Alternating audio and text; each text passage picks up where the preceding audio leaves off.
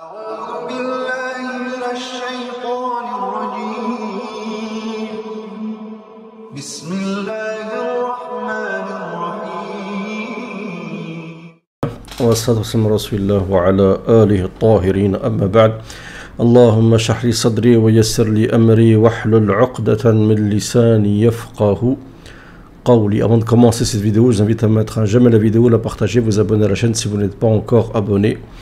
Et comme d'habitude, je vous invite à rejoindre ma formation pour apprendre à se faire ruqya soi-même, pour savoir quelles sont les conditions pour faire ruqya, quels sont les effets de la ruqya, comment vous débarrasser d'un sihr, du mauvais œil, quels sont les produits les plus adaptés, est-ce qu'on peut se faire ruqya soi-même, quels sont les risques, ainsi de suite, tout ça, vous le saurez avec cette formation. Vous avez le lien dans la vidéo et sous la vidéo. On va écouter une vidéo du Cheikh Imran Hussein. Vous savez très bien que je suis en désaccord avec lui sur beaucoup de points, mais néanmoins on va écouter cette vidéo et je vais réagir et donner mon point de vue.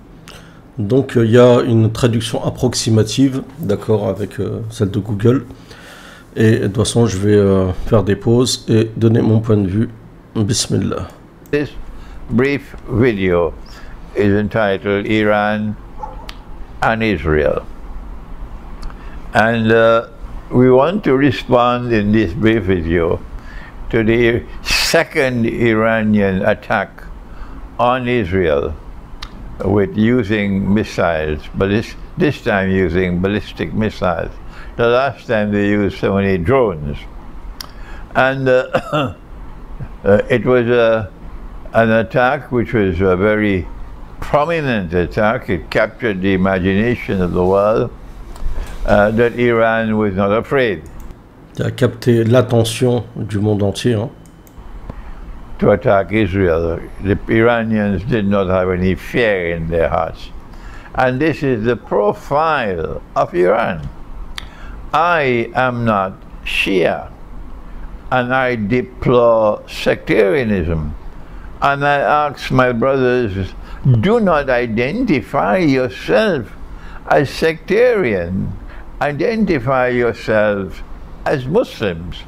When the Imam al-Mahdi comes, the Imam al-Mahdi will not say I'm Shia or I'm Sunni or I'm Salafi or I'm Sufi. Not that nonsense.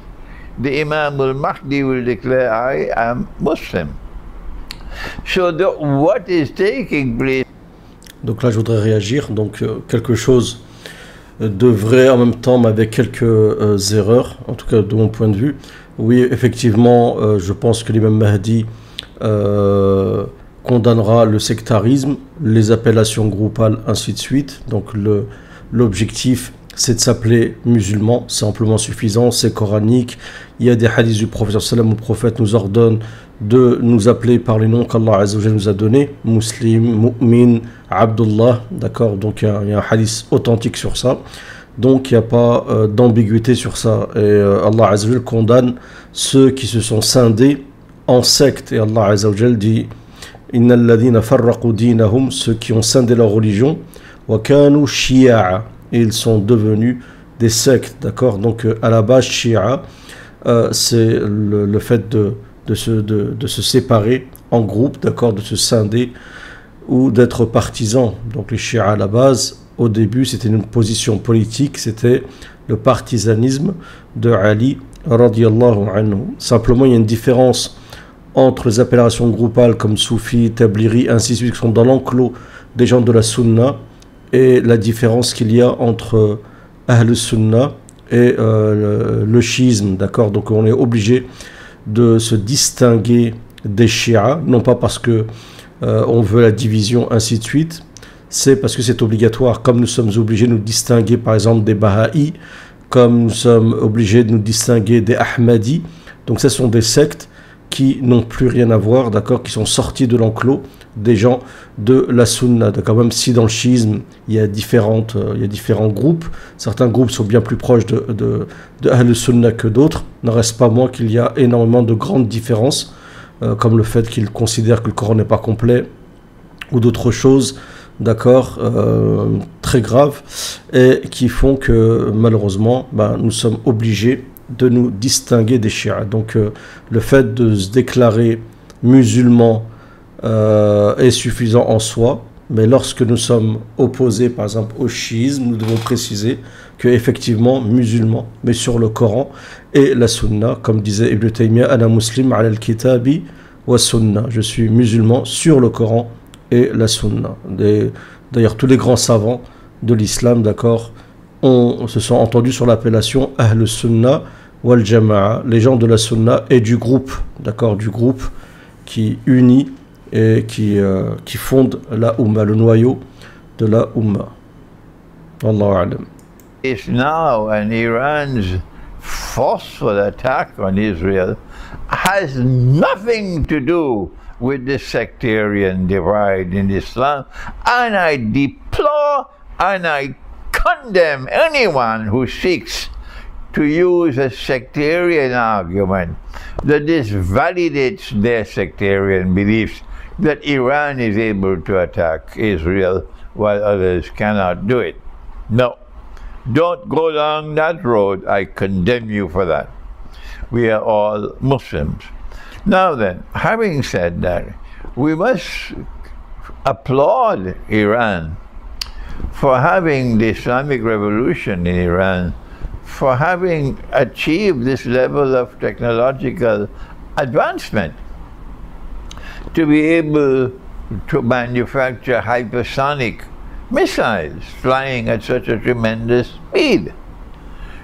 This is a great achievement on the part of the Islamic Republic of Iran. And Russia also has this hypersonic missiles, so now there appears to be some measure of collaboration and cooperation between Israel and, between Iran and Russia, their allies. Avant de continuer, parce que dans la vidéo il y a plusieurs volets, d'accord, plusieurs points qu'il soulève. Concernant l'attaque de l'Iran, la seconde attaque de l'Iran contre Israël, donc la seconde attaque elle se fait avec des missiles, il est clair et net, même ça a été dit par des experts militaires, il suffit de voir les vidéos et les images, tous les missiles qui sont abattus sur Israël n'étaient pas équipés de charges militaires, donc ils n'avaient pas vocation en fait. Ils n'avaient pas de vocation militaire, c'était uniquement, c'est comme si vous envoyez des carcasses de métal, d'accord, de l'Iran vers Israël. Voilà la réalité. Et bien sûr, il y avait une charge qui était sur le devant du missile qui fait qu'il y a une petite explosion avec des flammes, mais c'est tout, d'accord. Le missile n'était pas équipé à l'intérieur de charges militaires. C'est pour ça que tous les missiles que vous voyez à 100% n'ont pas explosé. Il n'y a pas eu en fait de dégâts. Les dégâts que devraient faire les missiles ont été envoyés par l'Iran, surtout si vous voyez, c'est des missiles qui sont énormes et lorsqu'ils explosent, ils font des dégâts énormes, mais ce n'était pas le cas. Donc ça a été souligné. Ça, on le sait. Donc l'Iran, à la base, n'avait pas vocation à attaquer Israël. C'était uniquement de quoi essayer de calmer l'opinion publique chiite, d'accord, parce qu'il y a néanmoins dans le chiisme, surtout les chiites arabes, des chiites qui aspirent à ce que l'Iran se venge de tous les assassinats qu'il y a eu à l'égard de Nasrallah et d'autres, et ce que n'a pas fait l'Iran. Donc l'Iran était obligé de réagir de cette manière-là, de manière à ne pas rentrer en guerre contre Israël, et en même temps de calmer l'opinion publique. Mais ceci n'empêche pas que malgré ceci, il y a eu des documents dernièrement qui ont été divulgués, des documents secrets émanant des services secrets américains, des documents où il est prouvé qu'il y avait une attaque en préparation. Alors on ne sait pas si maintenant Israël va changer ses plans, mais en tout cas, il y avait une opération en préparation d'Israël, d'une attaque d'Israël contre l'Iran. Donc quoi que fasse l'Iran de toute façon, l'Iran peut décider d'attaquer l'Iran, d'accord, à mon avis, pour asservir l'Iran, faire en sorte que l'Iran soit en quelque sorte sous l'hégémonie, pas au-dessus d'Israël, mais en dessous d'Israël, parce qu'ils ont un ennemi commun, qui sont les Arabes sunnites. Il suffit de voir les pays où il y a une présence chiite pour comprendre et voir la déstabilisation qu'il y a dans ces pays-là sur le plan économique, des infrastructures et sociétales. allies. And this is what should be the relationship with the entire world of Islam, with Russia. This Russia is our natural ally. My comment will cause anger in the world of the West and the supporters of the Western world. But it's not my purpose to talk to please them. No, I have to speak in accordance with truth. I am a scholar of Islam. I'm not a soldier. I'm not a terrorist. No, I'm a scholar of Islam, and I have earned credentials over the years for my analysis. It's a scholarly analysis. And if we don't have the freedom to speak, then those who want to silence us, we say to you, shame on you that you will not allow me to speak. Shame on you. But I am allowed to speak in Britain. I have been visiting Britain regularly, and the British government has never placed any obstacles in my way to speak in Britain. Not at all. But I cannot speak in Pakistan, my own Pakistan, because those who control power in Pakistan would not allow me the freedom to speak. And so here is where we must part from our own people who prevent us from being able to have the freedom to speak, whereas others allow us the freedom to speak, for example, in Britain. Back to our subject. While we commend Iran for the courage of replying to Israeli terrorism in the assassination of the head of the Islamic resistance of Gaza, the assassination of the head of the Islamic resistance in Lebanon, and the killing of almost 50,000 now maybe Muslims and Christians in Lebanon and in Gaza. Donc lui remercie l'Iran d'avoir répondu.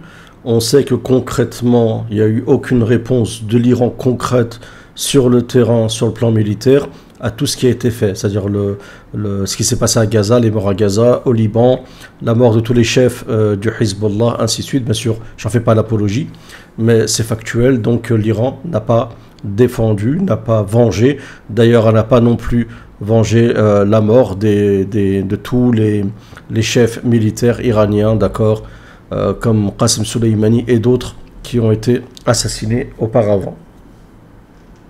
Donc l'Iran, elle voit son intérêt, l'intérêt de son pays, d'accord, avant tout, c'est l'intérêt de l'Iran qui passe avant tout, d'accord, et elle est capable de sacrifier ses satellites de surcroît qui sont des chiites arabes pour éviter qu'il y ait donc un danger pour l'entité d'Iran, l'entité iranienne. We commend Iran for having responded with such courage, and we pray that Allah might protect them. What now is likely to come out of this? What is the likely response of Israel? My view, I hope I am wrong, I'm not wrong. My view is that I don't believe Israel wants war with Iran at this time. Because war with Iran at this time can bring about the collapse of the world economy, because oil is the largest trading matter in the world economy today. It moves the world economy, oil. And if there's a war with Iran, it will collapse the oil economy around the world. And there will be plenty blame for Israel. And the United States will take a lot of beating if such a thing would happen. Donc je pense pas que Israël se retienne, d'accord, d'attaquer l'Iran à cause des répercussions sur le plan économique. C'est un plan eschatologique. L'Iran est poussé justement par une élite financière qui ont largement les moyens de compenser toutes les dépenses, d'accord, que occasionne la guerre.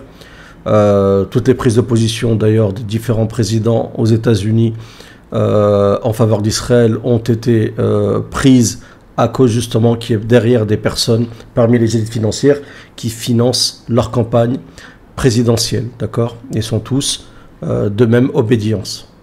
Donc cette excuse de l'économie, en réalité, elle ne tient pas, d'accord, et au contraire, les élites qui sont derrière Israël profitent des guerres pour gagner en réalité plus d'argent. Ceux qui sont dans l'économie connaissent bien ce principe.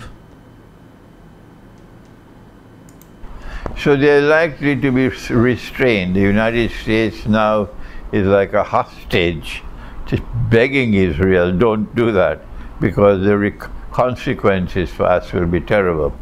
So I am of the view that Israel will not respond with war with Iran, maybe acts of terrorism as you did in the past, assassination of people and so on. The same old story continuing as was in the past. This is my response to Iran's attack on Israel. Thank you. Wassalamu alaikum wa rahmatullahi wa barakatuh. Donc moi, personnellement, je pense pas que... Je sais pas en réalité ce qui va se passer. Seul Allah Azza wa Jal le sait. Mais en tout cas, je dis, il y avait des documents qui prouvaient donc Israël préparer une attaque contre l'Iran. Je ne pense pas qu'il y aura une attaque contre les infrastructures nucléaires. Fort possible qu'il y ait eu des négociations entre l'Iran et les Américains après ce qui s'est passé contre le Hezbollah, car il y a eu des essais nucléaires. C'est fort possible qu'il y ait des essais nucléaires en Iran. Donc si l'Iran s'est permis de faire des essais nucléaires, c'est qu'elle a eu l'aval, bien sûr, des Américains. D'accord ?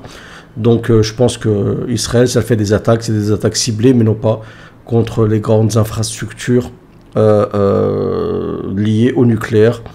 Allahu a'lam. Voilà. Mais en tout cas, c'est clair et net. Et lui, il l'a dit, il a raison sur ça, c'est que l'Iran ne veut pas rentrer en guerre contre Israël. D'accord ? Et même en cas de frappe si Israël frappe l'Iran, il est fort possible, certains le disent, que l'Iran, en réponse, frappe les intérêts américains dans la région, à savoir certains pays du Golfe, d'accord ? Vu sa proximité avec certains pays du Golfe, elle peut frapper certains pays du Golfe, même bloquer le détroit d'Ormuz et créer une instabilité sur le plan économique avec le pétrole, d'accord ? Ça, c'est fort possible, d'accord ? Ça créerait une sorte de crise, une sorte de grande crise économique, d'accord ? Ça, c'est un scénario qui est probable. Donc bien sûr, chacun a son avis. Il y en a qui vont dire, qui pensent que l'Iran elle est sincère dans ses slogans, ainsi de suite, vis-à-vis de la Palestine.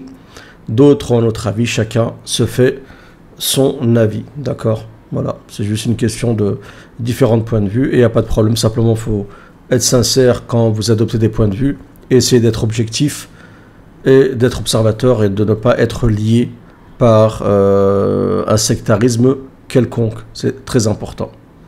En espérant que cette vidéo vous aura plu, n'hésitez pas à réagir dans les commentaires. Salam à tous.